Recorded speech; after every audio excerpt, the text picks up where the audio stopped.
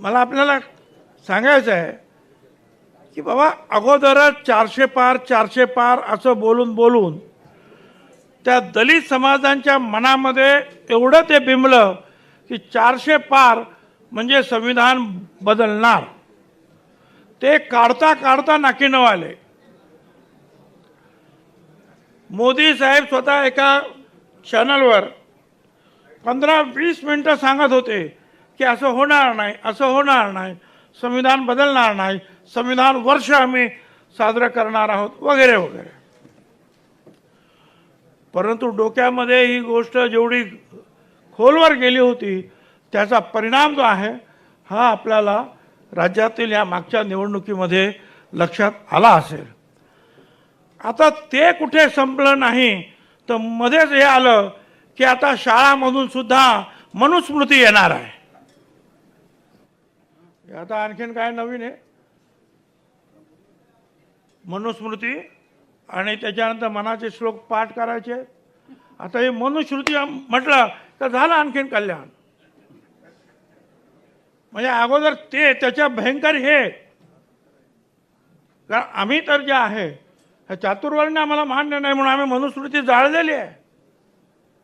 आणि मग अशा परिस्थितीमध्ये हे मध्येच काहीतरी कोण काढताय आणि परत त्याच्यावर चर्चा सुरू होते. हे थांबवलं पाहिजे ना. गोष्ट लहान वाटत असेल पण या लहान गोष्टीतूनच जे आहेत मोठा भडका उडतोय आणि तो कुणालाही मान्य होणार नाही. मनुस्मृती वगैरे जे काय आहे ते चाललेलं.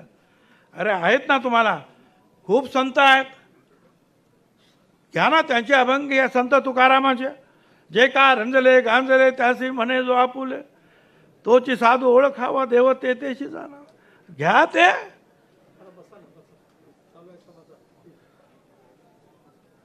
तुकाराम महाराजांनी तर खूप आपल्याला उपदेश चांगले केले. विष्णुमय जग वैष्णवाचा धर्म भेदा भेद भ्रम अमंगळ, हे सगळं जे आहे जे ज्ञानेश्वरांनी सांगितलं, अवघे विश्वाची माझे घर, तेच यांनी सांगितलं. हा भेदा भेद जे आहे हे अमंगळ आहे, हे ठेवायचं ना. हे शिकवा ना बाबांनो शाळेत. नको त्या गोष्टी काय आणू नका. महात्मा फुल्यांचा जे आहे त्यांना शिकवा. धर्मराज्य भेद मानवा नसावे, सत्याने वर्तावे ईशासाठी. धर्म भेद राज्य हे मानवांमध्ये नसावे, सगळ्यांना समतेची वागणूक दिली पाहिजे. अण्णाभाऊ साठे म्हणाले होते, पृथ्वी शेषनागाच्या फण्यावर नाही, ती त्या श्रमिकांच्या खांद्यावर उभी आहे.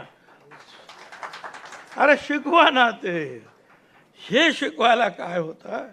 संत सावता महाराज म्हणाले, कांदा मुळा भाजी अवघी विठाबाई माझी. श्रम जे आहे ते श्रम करतो आम्ही, त्याच्यामध्येच परमेश्वर आहे, विठाई आहे. हे तर काय कोण मध्येच काय काढतं आणि काय नाही.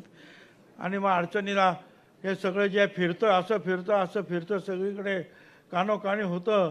आणि मग त्याचा जो आहे हा त्रास हा निवडणुकीला जो आहे आपण गेलो की ताबडतोब लोक विचारायला लागतात.